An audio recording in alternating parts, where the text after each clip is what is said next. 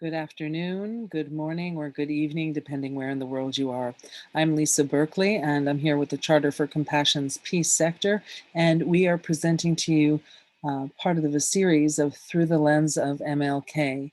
Today's topic is Crossing the Bridge, Judaism, Compassion, and Positivity, a conversation with Doris Hornstein.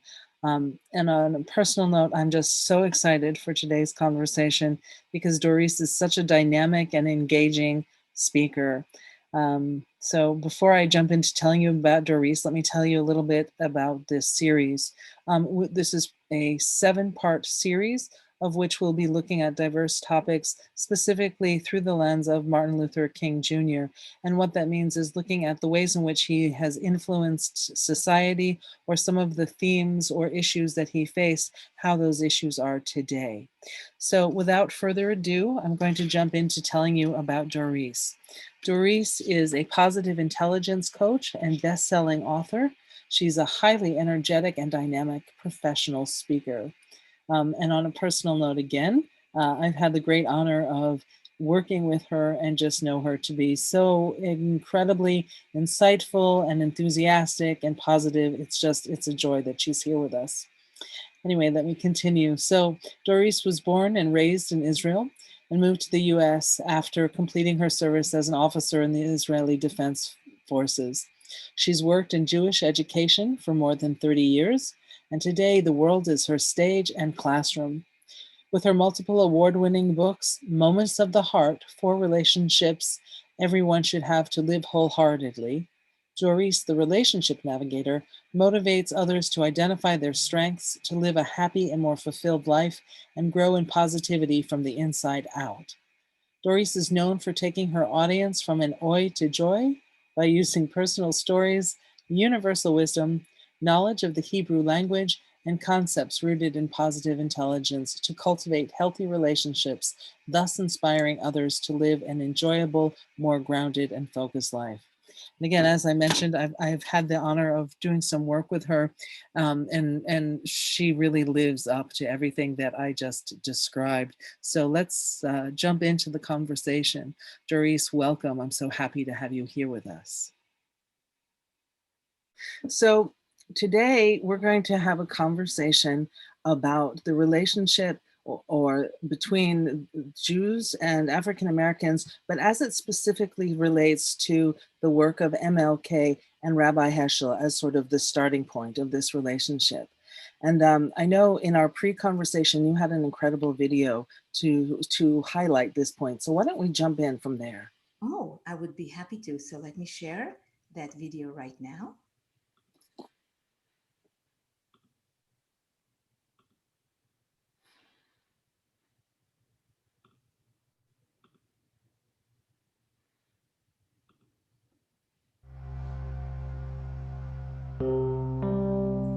There's an African proverb that says if the lions don't tell their stories, the hunters will get all the credit.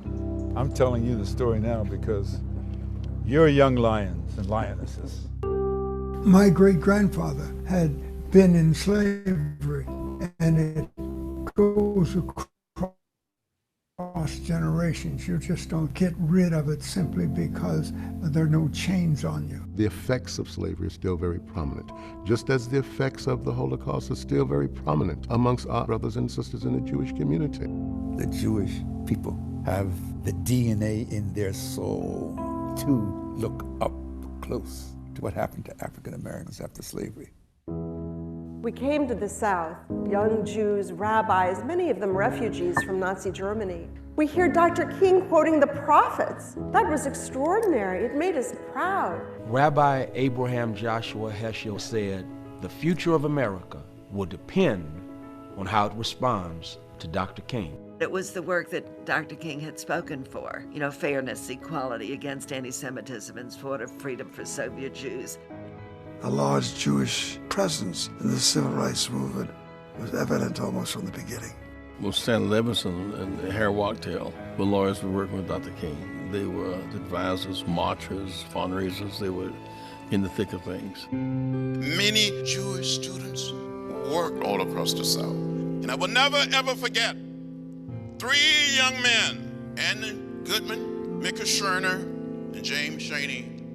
Birmingham is Birmingham. We all know the Exodus is the central narrative of our redemption. And here is a modern situation. Shall we do nothing? We could not have gotten anywhere had not Protestants, Catholics, and Jews showed up from all over the world. Rabbi Yaakov Prinz spoke immediately before Dr. King. The most shameful and the most tragic problem is silence. The civil rights challenges of our time, the human rights challenges of our day, they hang on me. They hang on you. They hang on who? They hang on us. We all need to get together to find out the bigger picture. Those who have been stepped upon have to lead the way. It's all about our humanity. And if we don't figure out a way truly to work together, we'll just be like hamsters on a wheel. The systemic oppression and issues will just continue. There are too many people living in fear. If Rabbi Heschel and Martin Luther King Jr. were here today, I think they would be saying, we need to pull together the generation yet unborn. The soul of America is at stake.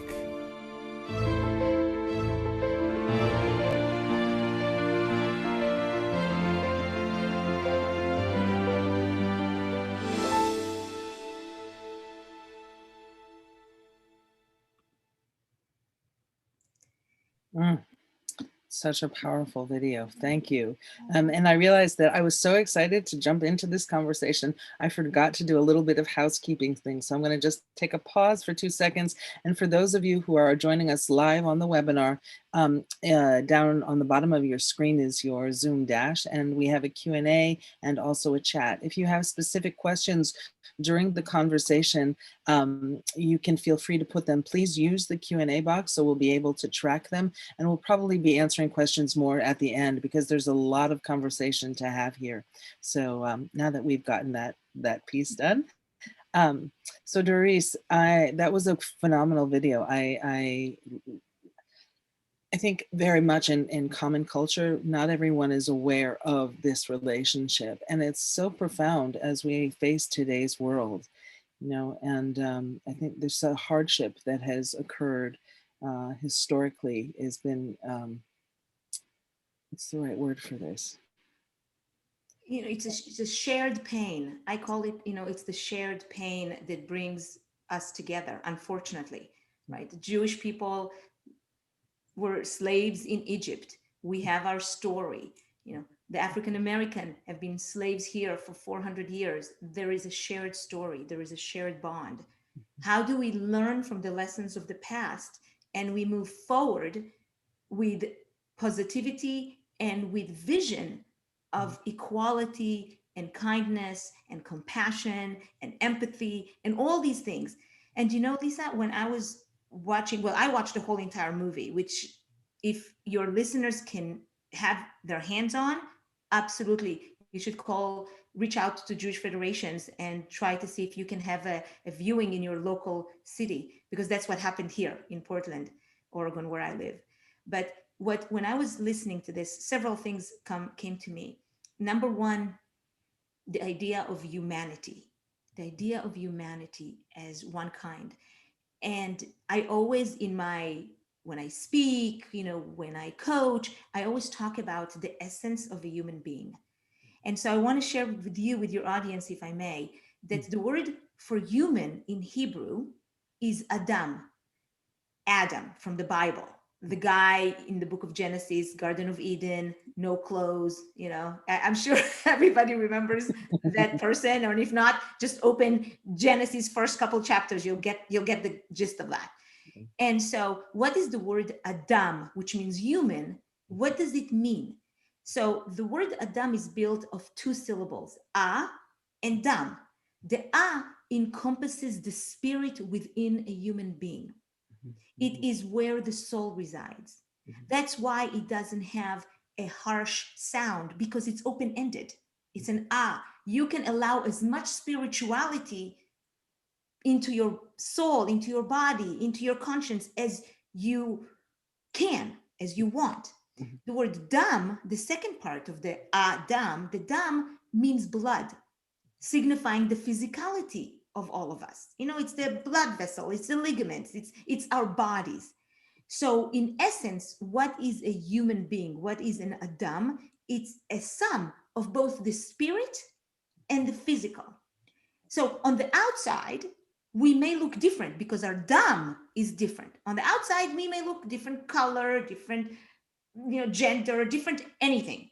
Right. But on the inside, we are all the same. And I do believe in all my heart that we strive to be the best Adam that we can be, the best human that we can be.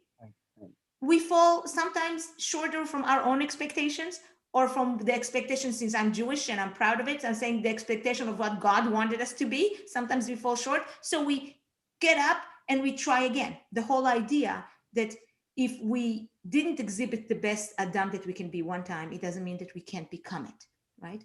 Life is a journey and it has twists and turns. So that was what I wanted to, the first thing is to talk about just humanity. Well, it's so interesting because you're talking about the Bible, obviously. And so when we look at the translation, it's really, what you're saying is really indicative of what gets lost in translation, because people see Adam, you hear Adam, and you think man, and very often people associate it as a Caucasian skin-colored, white skin-colored man, and there is from where the world was birthed. But when you go back to the original translation, go ahead. I see you want to. So it's interesting to me that you said Caucasian, because my husband and I were just having a conversation about what is the origin of the word Caucasian. So it's coming from people who came from the Caucasus Mountains. Right. Yeah. But who decided that this? So there was, I forgot his name right now. There's this doctor who measured the circumference of the brain, the way the face look, the way the eyes are separated from each other. And he said, those people in this region have the best proportion of whatever it was. So I'm surprised that the word Caucasian is used today because it comes from such inequality. Mm-hmm. I don't want to be known as a Caucasian according to that terminology because I'm not. Right. And the funny part is the people in the Caucasus Mountain were not white. That's right. Well, then there's that too. Right.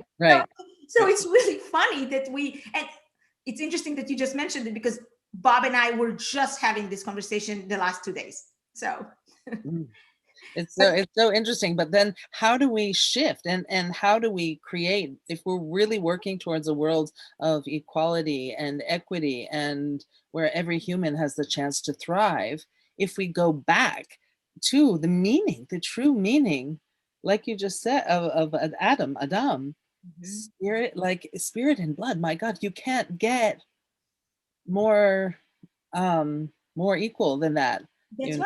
That's right. And then you have to, of course, nowadays, when there's not inequality, when there is inequality, when there is definitely elements in our society that we have to work on, I think the Charter for Compassion and what you're bringing into with this organization is so valuable. Because what is compassion? Compassion is putting ourselves in the shoes of the other person. But there is a step before it that we must do. And the step before that we must do is we have to assess where we are in that. Right. Before we can be compassionate toward other people's needs, we have to be reassessing what is our perspective, where are we in compassion to ourselves. And for that, again, talking about Jewish and words and biblical connotation, the concept of compassion. So in Hebrew, the word for compassion is rachamim, and rachamim comes from the word rechem, which means a womb. Okay? So we have the innate ability to take care of something we don't even know. And something that cannot take care of itself. I know when I was pregnant, and I have 3 children, when I was pregnant, I was guarding that womb of mine So I will not fall. So I will nothing will happen. So I will eat right. So all these things. So if we have that compassion as an innate, it's built into our own DNA to take care of those who cannot take care of themselves. We can do it for then living things. Right.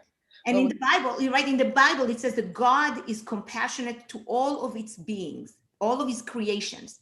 And if we are born in the image of God, which is the Jewish notion that all human beings are born in the image of God, which means it's not the image visually, it's image by the way of acts. So what we want to emanate God by how we act and how we act. So if God is compassionate, we should be compassionate. If God is just, we should be just, and so on and so on. If God is loving, we should be loving. All these value characters that God exhibits, then we need to do that.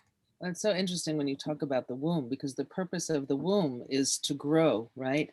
And so interesting when I look into it, right? So if we're trying to raise, if we're acting like God to be compassionate and kind and help creative life force occur, then then it begins with our womb. It's interesting too, then in Judaism, how, we're pregnant for 9 months, and the number 9 in Jewish mysticism is such an important number. And maybe you can just say a little bit about that. I know we're down a kind of a separate rabbit hole, but I know we're down a little bit of a separate rabbit hole, but it's just, I was inspired by what you were saying. I want to tell you, as I'm learning more and more about Judaism and about how it's connected to humanity and the concept of numerical values, right? In Judaism, we call it Gematria.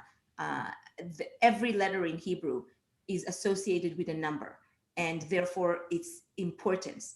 And the first letter is important. Number 1 is important. We say God is one, but also the one, that letter Aleph, is inside the Adam that I was just talking to you a minute ago. There is the letter Hey that is important. That there's letter Yud. By the way, the letter Yud, the tiniest letter in the Hebrew alphabet, is actually connected with the ultimate good, which we call God. Some other people can call it nature, source, that thing. I call it that power which is outside of you. So whatever it is for people, I'm not going to get into the religiosity of that, but just think about that. I was just talking 2 days ago in another speaking engagement that I was sharing with them the word for fire, and the word for fire is Esh, 2 letters, Esh. The word for a person is Ish, 3 letters, Ish. Using those 2 letters plus another one, and that one, that extra one, that third one, is that little Yud connotating the essence of God. So where am I going with that? When we take God out of a person, all that remain is fire. All that remain is fire. So when, and God can be defined in many, many different ways, even for Jewish people. So whatever it is that you regard as the source that is outside of your own control, when you're tuned into that, you have that aspect of the godly influence. It's so interesting when you talk about fire. So I know in Judaism we talk about the different parts within us of the which fire do we choose to burn, the positive one or the negative one. Can you speak a little bit about that? And I'm reminded of a very good MLK quote, which I'm going to go pull up for us. So go ahead if you want to share a little bit. In Judaism, we have the good inclination, the Yetzer Tov, those things that causes us to create and bring into fruition things. And then there is the Yetzer Hara, the evil inclination, that's the competitive one. Now, there is some part of the Yetzer Hara that causes us to move ahead, but in general, we want to step away from that evil inclination, from that bad inclination, for what I call the negative fire in you. Now, everybody has a positive fire and a negative fire. There is not one person that is all good or all bad, right? There's a combination. There's some people have more of one than the other. In life, we want to try to decrease the negative fire. And that really goes in line with what I do, as you know, Lisa, with positive intelligence, with the ability, the capacity of a human being to overcome different challenges in their life. Mm-hmm. How do we do that? By increasing the positive fire and decreasing the negative fire, which in the positive intelligence world is called the saboteurs. I call it the self-defeating behavior. What is the self-defeating behavior that you want to get a little bit control on? Sometimes the negative fire can be controlling. Sometimes it can be avoiding. Sometimes it can be over-pleasing. Like you want so many times people to like you that you will do everything for them, and then you have resentment. Okay? These are the negative fire, but there's one negative fire that is actually shared, and that is actually connected with compassion. It's a negative fire that is shared among all cultures, regardless of gender or age, as long as you're above the age of 7. You know what that is? It's the fire of judgment. We all are judging. Ask yourself, listeners, whoever you are here listening to this, ask yourself really, when do you judge yourself? When do you say to yourself, gosh, I'm such, an idiot. Why didn't I do that? How did I fail that? I am no good at things. Or judging others. They're such idiots. Why didn't they do that? It's because of them that I failed. It's because of them. They don't know what they're doing. And then the third part is judging the circumstances. And in the last year, tell me if we weren't tested with judging the circumstances, right? If it wasn't for COVID-19, I would be so much better. If it wasn't for this, I would be so much better. Sometimes, and it's very hard to stop judging. It's almost like something that is innate in all of us. It doesn't matter where you're from, what country, man, woman, working, rich, poor, doesn't matter.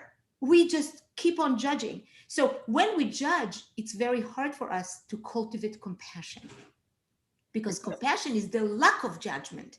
It's that I am going to be in your shoes and I'm going to listen and be empathetic to you completely. And that is really hard to achieve. It's so interesting you talk about the positive and the negative and then this judgment. And then as you're talking, I'm thinking, so how do we get out of the judgment and move into positivity? And, one of the things that, I'm reminded of is a quote from MLK where he says, if you can't fly, then run. If you can't run, then walk. If you can't walk, then crawl. But whatever you do, you have to keep on moving forward. And I'm reminded about that shift in moving from negativity to positivity, because it is a process. Absolutely. And I would add that when you ask how can we do it, the first thing, absolutely the first thing, is to cultivate awareness. If we are not aware that we are negative, that we're being hijacked by our own negative fires, by our own saboteurs, by our own self-defeating behavior, we're not going to change. So the first thing is awareness, but then it can't stop there, right? Because awareness, okay, I can be aware that I'm acting in a certain way, but now what? Change. And how do you change? By taking small, as MLK said, small steps. It doesn't have to be huge leaps. One leg in front of the other. And when I talked about the word change, and because when you change something, you're also able to connect with your higher self, right? Your higher self. The word to connect in Hebrew, fascinating. God, I just love it. I know, right? I just love this. Okay, so the word to connect in Hebrew is lechaber, okay? And the word for a friend is chaver. Lechaber, chaver. Whenever you connect with somebody, you create friendship, you connect connections. When you say that in English, there's two words, connection, friendships. Okay, whatever. But when you look at it from the Hebrew lens, which I call it the language of essence, right? Because there's no known authorship of the Hebrew language itself. And so it is a language of essence. There is some wisdom that is built into the language that I use. And so many times, people use the Hebrew language, but they don't understand the impact that it has. So the minute you understand the impact, words become important. And that goes on to the next piece. When you feel compassion, it's not only the compassion, but then it's not only what you feel, it's what you say. It's what you say. And that's the tongue. That's how do I say the words?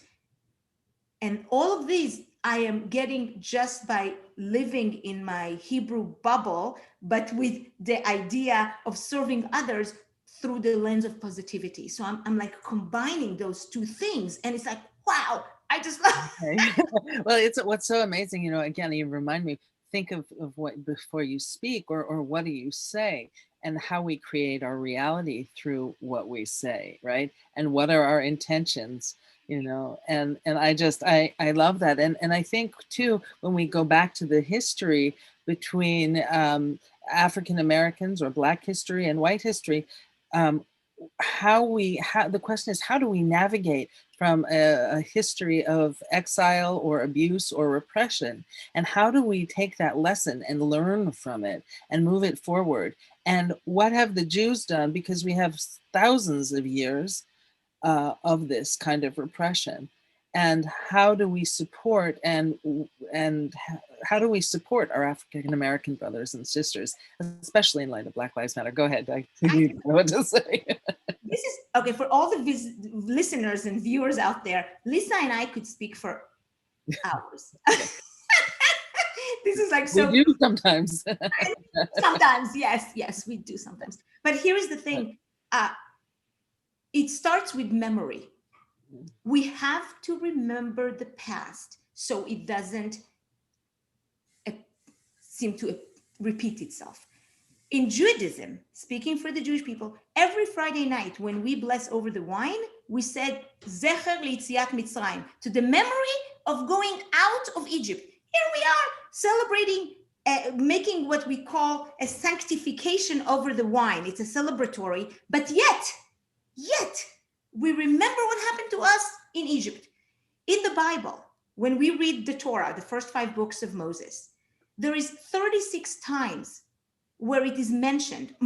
It's a commandment repeated more than any other commandment in the Torah, to not forget the poor and the stranger and to help. The poor and the stranger. Ger ve'evion, not to leave them, not to disregard them. So we're taking Jewish people, taking that memory of when we were there, because why is it repeating all these times? Because this is our story. We were there. If we will not stop for this to happen nowadays, what history, what benefit did we get from history? So for us Jewish people, we also have a holiday. We made a holiday. It's biblically documented, right? In that we have in the book of Exodus that we are going to have Passover. Mm-hmm. Passover is a holiday that we make fun. Children are around the table. This is my husband's our favorite holiday. Actually, this is a lie. We like almost every holiday that comes to our, to our doorstep. Like this week, we're celebrating Purim. And I was like, I love Purim. And then comes Hanukkah. And I was like, I love Hanukkah. So I love Passover. And what I love about it is that we tell our communal story around the table for 2 hours, 3 hours, 4 hours, whatever it is, that the length of your family tradition. A few years back, we had a guest. So every year we have guests in our home when we do the Passover story, which a lot of our friends say that this is the Disneyland of Passover Seder, because we have songs and we have skits and we have debates and all sorts of fun stuff. But we always have guests not from the Jewish tradition, because we want to share it. And one time, my husband, who is community relations director of the Jewish Federation of Portland, invited colleagues of his that do work with churches, and invited an African-American man and his wife to join us. And they sat with us, and just, it was incredible to have them at the Seder.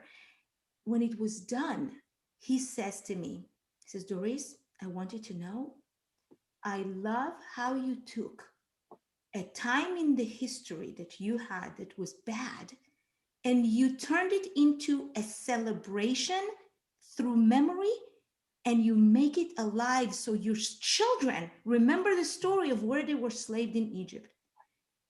And he says, that is something that I need to take and do it with my family, with my community, because we don't have that structure.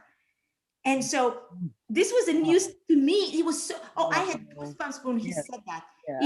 He came several times. He came several times to our home. And then we had other people from the community here, from the African-American community. And such a beautiful celebration, because we do have a lot in common. So strengthening that connection, not looking on the outside, not looking on the dam of the person, not looking at the color of their skin or whatever. And besides, you can see I'm not white, I'm not. So I was always kind of like in between lands when people would tell me, oh, you're white. I was like, I don't think so. Well, it's so interesting when you talk about moving from this negativity, how the Jews have taken horrific experiences and then turned them into something positive. And then not only that, but lessons to be learned for our children and the future generations. And one more thing that pops into my head. Go ahead. It's like from victimhood to victory, and by the way, it seems like it is in our Jewish DNA, is the idea of when bad things happen, good things will come out of. But in the Jewish land, what is our national anthem called? The Jewish national anthem. What is it called? Hatikva. Hatikva, which means the hope. How can, right? People who are thinking badly about always things that happen can't have the hope and the vision for something that is good, right? We hope for something always better. So it is in our, I'm blessed to say that it is in our DNA, and it is definitely in my DNA, because in my work as positive intelligence, I get clients that need lack of clarity, need hope, need an action plan, need to come from hopeless situation to hopeful situation, right? And that I can bring that to them using positive intelligence methods that are not necessarily Jewish. Because even in positive intelligence, we have this idea of the three gifts. Whenever something happens to us that is not good, we encourage, and it may not happen at the same moment that the bad thing happened, but there's three hidden gifts if we want to be listening to it. So again, for whoever is listening now, if something negative happened to you in your life, and I'm not talking about tragic, okay, I'm talking about something negative that happened, can you look at it as a gift of knowledge of some sort? Did you gain knowledge because of the bad thing that happened? The gift of inspiration.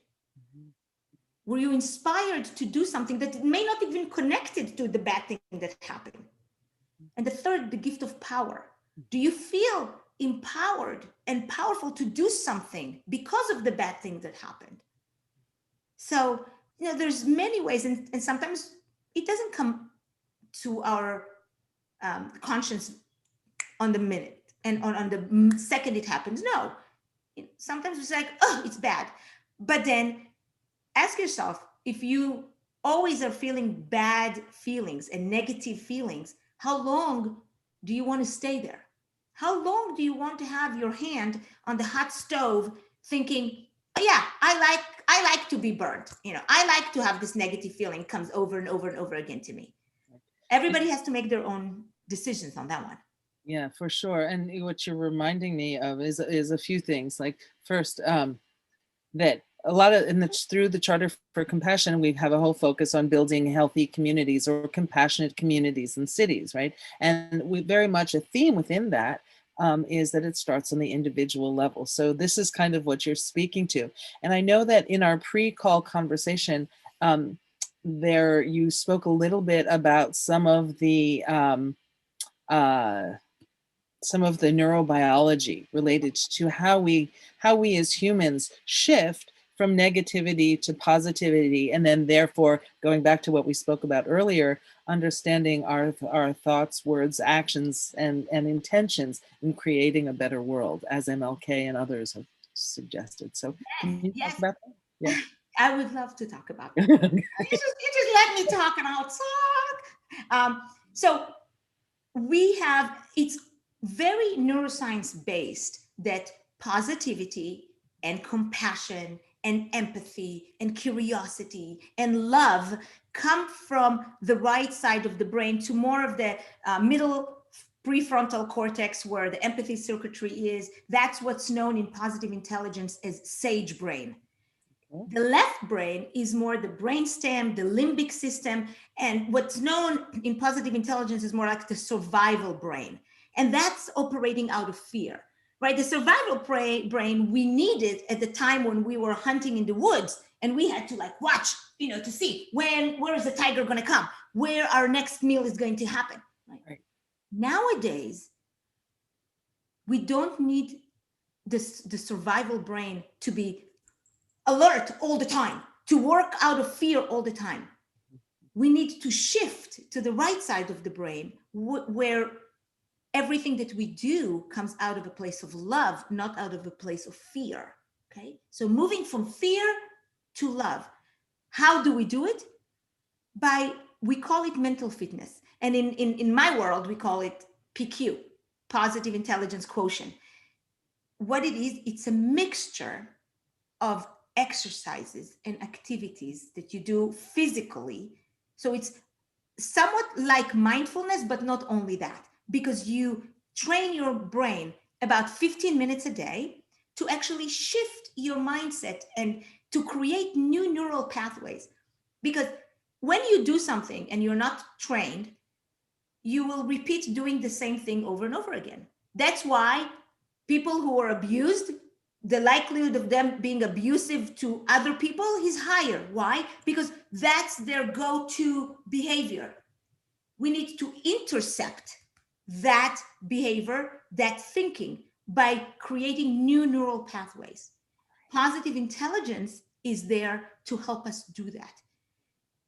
Within 15 minutes a day and exercises that I give, we can shift from that sabotages us, that thing that takes us from a place that makes us act from a place of fear to act from a place of love. Empathy is the first, what we call sage power. And if we don't have empathy, how can we have compassion? This is the famous MLK quote, darkness cannot drive out darkness, only light can do that. Hate cannot drive out hate, only love can do that.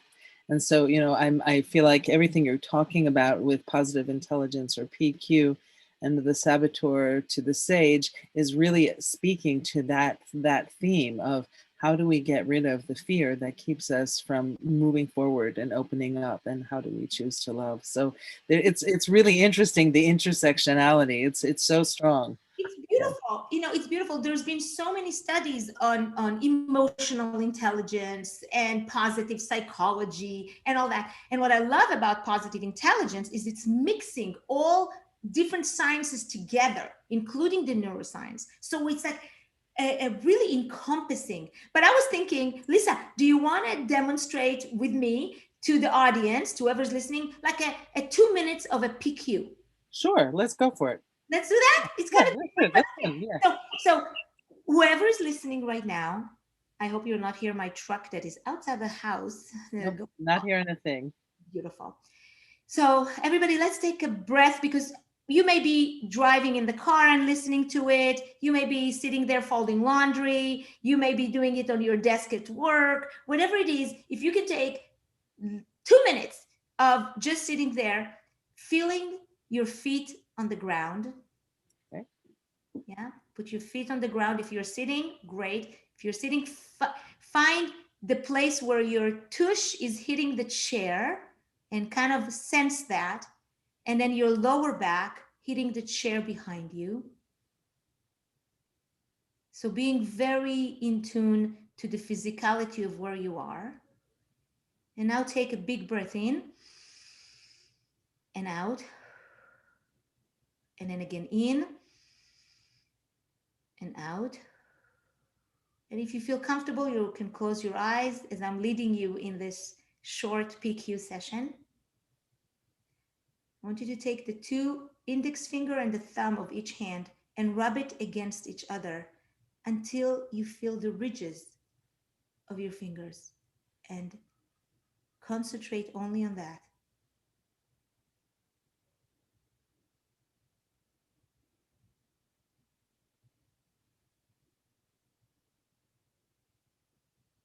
Now take both hands, put them against each other, and rub it up and down so you can feel the skin as you go up and down, making sure your fingers, your tip of your fingers, feel the palm of the hands of the other hand. This, my friends, is creating a new neural pathways in your brain if you do it consistently. Now I want you to put your hand on your heart and feel your heartbeat.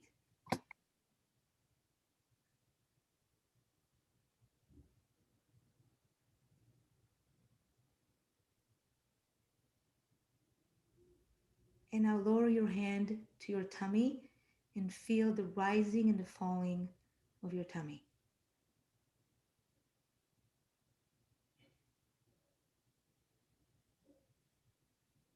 And if your mind wanders away, it's totally normal. Gently bring your mind back into your body.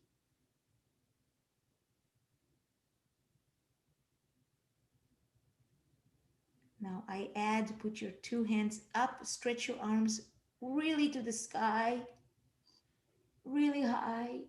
And now put your hands aside, like as far as they can reach. And now pretend you have a trunk of a tree right in front of you and you're going to hug that tree. But because there is no tree, you're going to keep on going until you actually hug yourself. And show yourself a little bit love and a little bit kindness. And don't be judgmental, too judgmental of yourself to start with. Because if we love yourself, it's easier to love others. And that is this 2 minutes of a PQ demonstration, just a short one.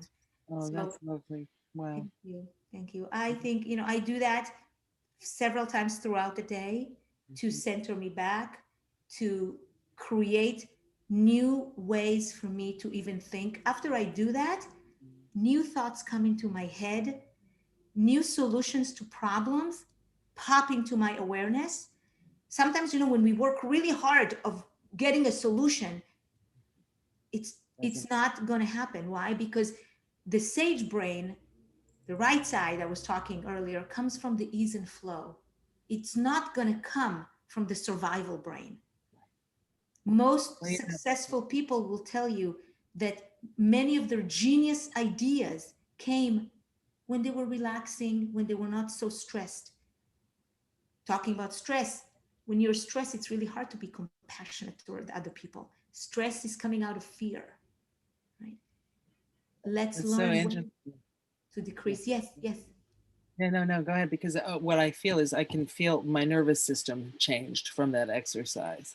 And, I'm reminded actually in another Through the Lens of MLK upcoming webinar. I think it's on the 24th. I think it's tomorrow or Wednesday. I'll double check. But anyway, it's on activism fatigue. And in our preparation for this, one of the women who will be with us was talking about MLK. Like, she really studied African-American male leaders to understand what are their characteristics, what makes them succeed, and how. And she talks about that there was a huge element of self-care, which she hadn't thought of, and that they really hold boundaries to practice self-care and have good relationships within their families. And I was like, wow, that's so interesting. And so you're reminding me this again for people who are out in the field in this activism and trying to bridge and help create a more equitable society, it's exhausting and it is stressful and it triggers the fear and it triggers all of these things, and yet we're working for love and compassion. And so this is a phenomenal tool really to help us stay centered. And I mean, that was 2 minutes. Anybody can take 2 minutes a few times a day. Yeah, yeah. It's always question of what do you value in your life? Where do you want to see yourself go? What is the vision that you have for yourself and for your family? You know, you mentioned that I wrote this book, Moments of the Heart, which is a book I'm really proud of. And it came out of time that was dark in my life. It came out of time where my sister was diagnosed with stage 3 breast cancer. And you know the story, but I live 10,000 miles away. I did not know what to do. So I decided that I'm going to overcome this by writing positive messages and videos on Facebook. And that became the impetus of my book. And when I wrote this and I started writing this and putting it together, I realized that all of the entries, and I did it for a whole year, every Saturday night, like a clock, I was putting something on Facebook. And what I realized after a year was done and I was writing these things out was that all of them had to do with relationships. And one night in particular, I remember I was sitting in the living room with all the pieces of paper of all the entries, you know, on the floor. And my husband comes and he says, what is all this? And I said, I need to divide it in some ways. I don't know how to divide it. And my husband said this brilliant idea. He said, you know, you're talking about moments of the heart, which was the thing I called these videos. And he said, well, the heart has 4 chambers. Maybe divide it to 4. And I'm thinking, how come I didn't think of it? And this is why he's your husband. And that's what he's husband. You know, so I wrote it and I divided to 4 relationships, and that's why it's called the moments of the heart. 4 relationships everyone should have to live wholeheartedly. What is the first relationship that I write in my book? The first relationship. It's the relationship to self or God.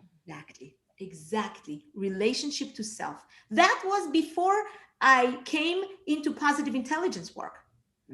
Way before I knew inside, instinctively, inwardly, that the first relationship that I need to work on, that I believe is the most important relationship, is the relationship with ourselves. The second relationship is the relationship with other people, whatever they may be: parent, child, partner, a clerk in the bank, a cashier in the supermarket, doesn't matter, right? It's the second relationship. The third relationship is the relationship with that which is outside of you. I call it God, other people call it source, spirit, whatever. And the fourth relationship, which is connected again to positive intelligence, it's like summing it up from both ends. Right. The fourth relationship is the relationship we have with the life events that happen to us. How do we take that life events, whatever they are, good or bad, sad or happy, and how do we continue to move forward when those events happen to us? And I do it through my speaking. When I speak about it, I have different talks that incorporate some of these concepts in. But that, if you are listening, or all of you, think of the 4 relationships that you have in your life. Number 1, you can order my book from Amazon. That would be awesome. But you know, even if you don't, what is the relationships that you are important for you in your life, and how do you cultivate them? So when we go back to relationships and we tie it back into Judaism, and then we look at sort of, again, going back to this bridge. I don't know, when you were speaking, what I was going back to, not this image of 1965 of this photograph of MLK walking across the Selma Bridge with Rabbi Heschel. And I'm thinking about the thousands of people. I'm thinking about the resistance that they faced and the courage to walk like almost hand in hand, arm in arm, shoulder to shoulder, of walking forward, and that courage and that strength, and that it was rooted in love, or in spirituality, and in righteousness, you know. And I love that you mentioned bravery and courage, because a lot of the time when we talk about bravery is an outer appearance, and courage is inward appearance. It's inward trait, right? And again, Hebrew comes to the rescue. You know, the courage is, in Hebrew, it's ometz lev, the adoption of the heart. Where is your heart taking you? I mean, you see, I mean, we have not practiced this. This was not like, this did not come up in our previous talk. Yeah. So it's so interesting, because that was really, when you were speaking, I just kept seeing that image, and so this is where we're going. Okay. And you know what? And stepping into the bravery and the courage, it's not a simple task. It's not a simple task. But once you get into that playground, as Brené Brown said, once you get into the arena, you can play this. And it's a choice. It's a choice to make that happen for you. And by the way, the word choice is the same letters, just different order, of the word friend or the word sword. So every choice you make brings you to connectivity or a strife. So think about that as you plan other things, you know. So now I'm curious. You're associating sword with strife. Yes, that's what strife, like with, sometimes it's inner strife, you know, like you don't know what to do. There is not, you're not in balance. When there is a strife, yeah, that's how I do that. I associate in my head is the opposite of love and connectivity. Oh, and that's so funny. For me, when I think of a sword, I think of a tool that is incredibly powerful, and sometimes you need to cut in order to choose love, or in order to cut old ways. That's so interesting. You know, beautiful way of looking at it. You see, I was looking at, you know, diametrically opposite, but you're saying maybe you need one to get the other. Yeah. And going back to what we were talking about, how do we learn from strife, though, when we're in strife? How do we cut in order to move forward and shift? Again, we're going back to how do you move from being a saboteur to a sage, or how do you move from fear to love in order to become compassionate? We're kind of coming back full circle. Yeah, it's the answer. The simple two-word answer is self-command of the brain. Self-command of the brain can shift you from a place. So when you're angry, when you feel that you're being hijacked by your saboteurs, the first thing, get the awareness that this is happening, right? Know where you are. Know that you've been hijacked. Stop whatever it is you're doing. If your child gets you mad, if your colleague at work gets you mad, if that driver in front of you is cutting through, if somebody is speeding on the highway, if somebody at the cashier didn't speak to you nicely, and you feel that you're getting angry, recognize, I'm getting angry. Self-command, stop. Go, what I always say, do PQ. And there's different kinds that you can do, even if you're standing in line at the grocery store, that you can actually do PQ that nobody watches you do. It's not something that people will notice. Oh, that woman is weird. It's like, she's a weirdo. What is she doing? No fear. You can do different exercises that move you from that place. Controlling your brain, shifting it. It's all about self-command. It's all about being aware, recognize where we are, stop that behavior, do PQ, your brain will move naturally. And of course, the more you practice, the more you'll be successful, like anything in life, right? The first time you do something, you're going to say, I suck in it. Right. Give it a chance. Give it a chance. So you're just kind of bringing us to the perfect segue, because I'm looking at the time. It's 9:56, so we need to begin to wrap this to an end. There was one question that was asked, and it was asked about what is the name of the movie that was played at the beginning. So, and you did mention people could get it through the Jewish Federation, maybe, but if you can say a little bit more about the movie. So the movie is called Shared Legacy. shared legacy. And you can Google that. You can find it on an article that was advertised here at Portland Federation, and with the link to the trailer. But call, wherever you live, call the Jewish Federation of your local city and ask if they can do a viewing. We did a viewing here in Portland, and over 600 people watched it on Zoom on the day that it was coming out. And then they had a conversation after the movie. It was incredible. Over 600 people tuned in to watch this. This was incredible. So you will not regret watching it, and invite your friends from other cultures, from other, genders, from other religions. Do a party and talk about shared legacy on Zoom. Be safe. Right. Okay, that's terrific. Well, so I'm gonna, before I finish up, I'm gonna share with everyone how to contact you if they're interested in that, and also about our next upcoming Through the Lens of MLK video. But before I put that information on the screen, is there anything else you'd like to say before we wind this down? Well, I always end with gratitude. So I want to thank you for choosing me to spend this morning with you. I appreciate that. And I'm grateful and blessed for people who are listening. I will be happy to answer any questions about positive intelligence with everybody. I am totally open to having conversations with other organizations. And I'm grateful that we are here, that we're all healthy.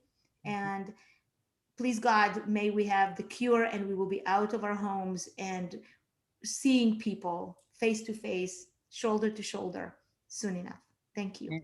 Amen to that. Well, thank you. It has been a true pleasure and honor to be here. I feel like we could have just continued to talk, as you said earlier, for hours and hours.